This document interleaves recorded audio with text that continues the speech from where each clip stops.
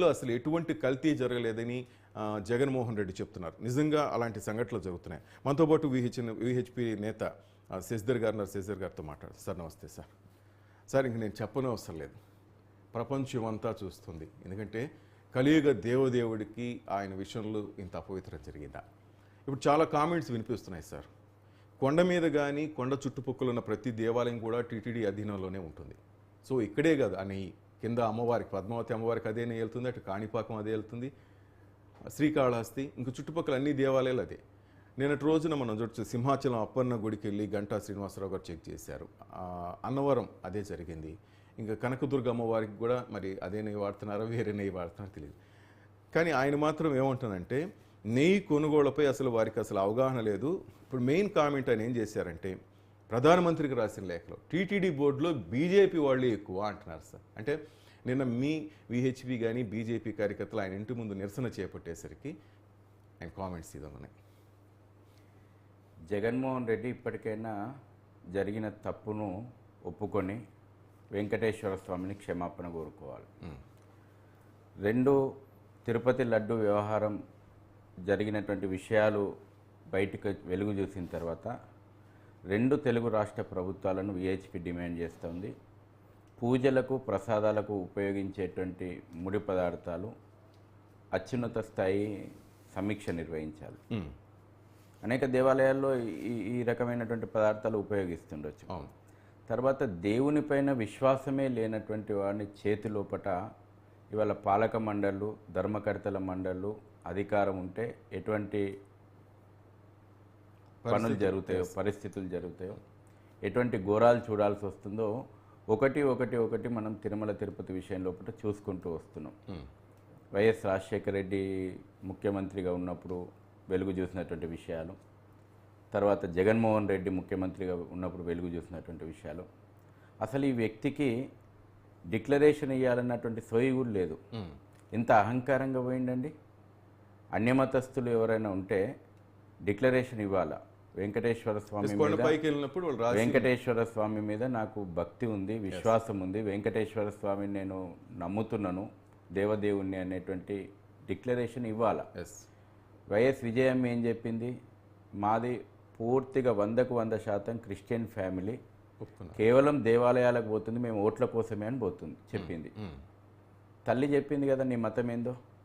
ఇవాళ నువ్వు ముఖ్యమంత్రివి కావచ్చు, వెంకటేశ్వర స్వామి ముందర నువ్వు ముఖ్యమంత్రివి కాదు. వెంకటేశ్వర స్వామి ముందర నువ్వు ఒక సాధారణమైనటువంటి భక్తునిగా నువ్వు పోయినప్పటికీ డిక్లరేషన్ ఇచ్చిపోవాలా. కానీ వైఎస్ జగన్మోహన్ రెడ్డి అహంకారము ఏం మాట్లాడినారు మంత్రులు, ఏ రకమైనటువంటి అహంకారం ప్రదర్శించారు. కాబట్టి అక్కడే మనకు తెలుస్తూ ఉంది, ఒక దేవుని పైన విశ్వాసం లేనటువంటి వ్యక్తి చేతుల్లోపట ఇవాళ పాలక మండళ్లను నియమించేటువంటి అధికారము, లేకపోతే దేవుడిని అసలు క్రైస్తవులైనటువంటి వాళ్ళను ఎవరండి? కరుణాకర్ రెడ్డి నేపథ్యం ఏంది? భూమన కరుణాకర్ రెడ్డి నేపథ్యం. ఇవాళ నేను సర్టిఫికేట్ హిందువుల గురించి మాట్లాడతలేను. చాలామంది ఇవాళ సర్టిఫికేట్ హిందువులు ఉన్నారు, ప్రాక్టీసింగ్ హిందువులు ఉన్నారా? ఇవాళ దేవాలయాల పాలక మండలిలో కావాల్సింది ప్రాక్టీసింగ్ హిందువులు. కేవలం సర్టిఫికేట్లో మేము హిందువులు అని చెప్పుకొని ఇవాళ బోగస్ హిందువులు, భూమన కరుణాకర్ రెడ్డి లాంటి వాళ్ళు కాదు. కూతురు మ్యారేజ్ చేసిండు కదా, కళ్ళ ముందర ఉంది కదా క్రైస్తవ సాంప్రదాయం ప్రకారము. కనీసం తన మతం ఏందో, ఏ దేవుని ఆరాధిస్తామో చెప్పుకోలేకుండా దాపెట్టుకుంటున్నటువంటి బతుకులు వాళ్ళే. ఇవాళ నేను అసలు విషయానికి వస్తున్నాను. ఈ రోజున వెలుగు చూసినటువంటి అన్ని అంశాలపైన సరే రాష్ట్ర ప్రభుత్వం సిట్ ఏదో దర్యాప్తు చేస్తూ ఉంటుంది. మా డిమాండ్ విశ్వ హిందూ పరిషత్ నుంచి సిట్టింగ్ హైకోర్టు జడ్జితోటి విచారణ జరిపించాలి. ఎందుకంటే రాజకీయ విమర్శలకు, ప్రతి విమర్శలకు తావుండకూడదు. సిట్టింగ్ హైకోర్టు జడ్జిని నియమించి స్పెషల్ బెంచ్ని ఏర్పాటు చేసి రోజువారీ విచారణ జరపండి. ఒక నెల రోజుల్లో టైం పీరియడ్ పెట్టేసేసి విషయాలు నిగ్గు తేల్చండి. కోటానుకోట్ల భక్త కోటి ముందర వాస్తవాలు పెట్టండి. ఎందుకంటే జరిగినటువంటి ఘోరమైనటువంటి అపచారం విషయం లోపల ప్రపంచవ్యాప్తంగా ఉన్నటువంటి హిందువుల లోపల ఒక ఆవేదన ఉంది. పవిత్రమైనటువంటి లడ్డూ ప్రసాదం లోపల ఆవు కొవ్వు, పంది కొవ్వు, లేదంటే చేప నూనె కలిసి అపవిత్రమైంది.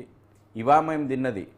సాక్షాత్తు భారత రాష్ట్రపతికి మీరు అదే తినిపించారు, ప్రధానమంత్రికి అదే తినిపించారు.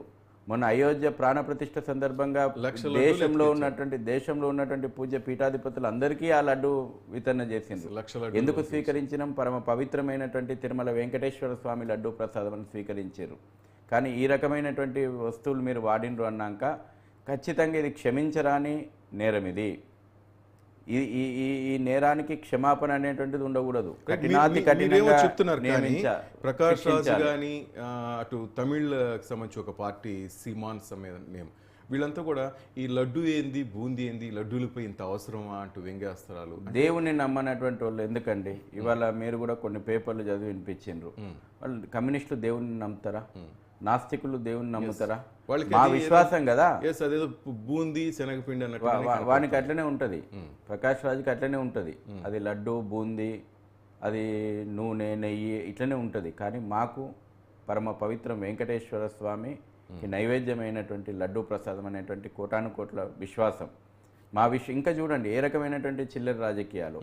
ఒక పక్కన నేషనల్ డైరీ డెవలప్మెంట్ బోర్డు రిపోర్ట్లు, కాఫ్ రిపోర్ట్లు వచ్చినప్పటికీ చాలా స్పష్టమైనటువంటి ప్రాథమిక ఆధారాలు ఉన్నప్పటికీ ఇంతగానం ప్రజల లోపల ఒక మానసిక క్షోభ ఉన్నప్పుడు ఇంకా ఏ రకమైనటువంటి కామెంట్స్, సనాతన ధర్మాన్ని ఎరాడికేట్ చేస్తామన్నటువంటి వాళ్ళు ఇవాళ డిఎంకే నేత అయిన ఎవరైతే రాజశేఖరన్ ఏఆర్ ఫుడ్ సప్లయర్ ఉన్నారో పళని మురుగన్ దేవాలయంలో కూడా బోర్డు మెంబర్లు, ఇటువంటి వాళ్ళను బోర్డు మెంబర్లుగా పెట్టేసేసి ఇటువంటి వాళ్ళను దేవాలయాల కమిటీలలో పెట్టేసి దేవాలయాల పవిత్రతను దెబ్బతీస్తా ఉన్నారు. ప్రకాష్ రాజుకి విశ్వాసం లేదు. విశ్వాసం లేనోడు ఎందుకు మాట్లాడాలా?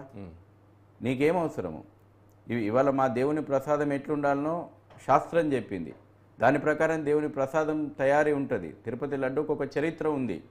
ఇవాళ డిఎంకే నేతలు, తమిళనాడుకు సంబంధించినటువంటి నాస్తిక నేతలు ఇవాళ ఇంకా హిందువులను మనోభావాలు గాయపడే విధంగా మాట్లాడుతున్నారు. చిన్న విషయాన్ని పెద్దదిగా చేసి ప్రపంచవ్యాప్తంగా ప్రచారం చేయవద్దంటూ ప్రకాష్ రాజ్ వ్యంగ్యంగా చిన్న విషయంగా ప్రకాష్ రాజు ప్రచారం చేస్తున్నారు. మీరు ప్రకాష్ రాజుకు చిన్న విషయంగా కనబడవచ్చు, కానీ కోటాను కోట్ల హిందువులకు ఇది క్షమించరానేటువంటి అపచారం. ఇది తిరుపతి వెంకటేశ్వర స్వామి ప్రత్యక్ష దైవంగా మనం భావిస్తూ ఉంటాం.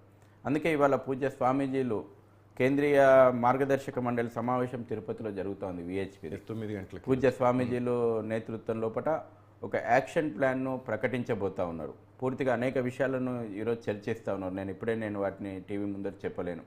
ఒక యాక్షన్ ప్లాన్ తోటి సాయంత్రం 4:30కు ప్రకటన చేయబోతా ఉన్నారు. ధార్మిక పరిషత్తును ఏర్పాటు చేయాలి. మన డిప్యూటీ సీఎం పవన్ కళ్యాణ్ గారు కూడా ఈ విషయంలో కూడా చాలా స్పష్టమైనటువంటి సనాతన బోర్డు ఏర్పాటు చేయాల్సిన అవసరం ఉంది. ఎందుకంటే లిక్కర్ మాఫియాకు, ల్యాండ్ మాఫియాకు, ఇసుక మాఫియాకు, లేకపోతే రకరకాలైనటువంటి కేసుల్లో, క్రిమినల్ కేసుల్లో ఆరోపణలు ఎదుర్కొంటున్నటువంటి వాళ్ళు రాజకీయ పునరావాస కేంద్రంగా దేవాలయాల బోర్డుల్లో ఉండడానికి అనర్హులు. కాబట్టి వాళ్ళందరినీ కూడా దేవాలయాల బోర్డు లోపల పూజ్య స్వామీజీలకు ఒప్పజెప్పండి, పూజ్య పీఠాధిపతులకు ఒప్పజెప్పండి. వాళ్ళ మార్గదర్శకత్వం లోపల హిందూ సమాజం వేల సంవత్సరాలుగా నిర్వహించలేదా? ఈ సెక్యులర్ ప్రభుత్వాలు లేకపోతే ఈ ప్రజాస్వామ్య ప్రభుత్వాలు వచ్చినాకనే దేవాలయాల వ్యవస్థ నిర్వహణ జరుగుతుందా? బ్రిటిష్ వాడు ఎండోమెంట్ యాక్ట్ తెచ్చినాకనే ఈ దేవాలయాల వ్యవస్థ నిర్వహణ జరుగుతుందా? వేల సంవత్సరాల ఒక పరంపర ఉన్నది, ఒక వ్యవస్థలు ఉన్నాయి. తిరుపతిలో కూడా అనువంశిక వ్యవస్థలు ఉన్నాయి. వాటన్నిటిని కూడా నిర్వీర్యం చేసిండ్రు. ఏ రకమైనటువంటి అహంకారం అండి? ధర్మారెడ్డి గతంలో ఈవోగా ఉన్నటువంటి ధర్మారెడ్డి ఆయన అనర్హుడు. అసలు ఏరికోరి ఆయనను తెచ్చుకున్నప్పుడే మేము అనేక అనుమానాలు పెట్టినాం. 7 కొండలను 2 కొండలు చేసేటువంటి కుట్రలో భాగమైనటువంటి వ్యక్తి. గతంలో వైఎస్ రాజశేఖర రెడ్డి ముఖ్యమంత్రిగా ఉన్నప్పుడు మనం చూసినాం. ఈ కుటుంబం, వైఎస్ రాజశేఖర రెడ్డి కుటుంబం ఏ రకంగా తిరుమల పవిత్రతతోటి దెబ్బతీయాలని కుట్రలు చేసిందో, 7 కొండలు 2 కొండలు చేయాలన్నటువంటి కుట్ర నిజం కాదా? టికెట్ ధరలు కూడా సామాన్యుడికి అసలు దర్శన భాగ్యం లేదు కదా. తర్వాత ప్రతి ఒక్కరు అదే కదా గొడవ చేస్తారు. 10,000 తర్వాత ఇవాళ కేవలం మనకు రాజశేఖర రెడ్డి జమానాలో కానీ, జగన్ జమానాలో కానీ విఐపి దేవుని చేసేసారు వెంకటేశ్వర స్వామి. స్వయంగా భక్తులు దర్శనాల కోసం గంటల పడి నిలబడ్డటువంటి భక్తులు ఆందోళన చెందితే భక్తుల మీద లాఠీ చార్జ్ చేసిండ్రు, భక్తుల మీద కేసులు బుక్ చేసిర్రు.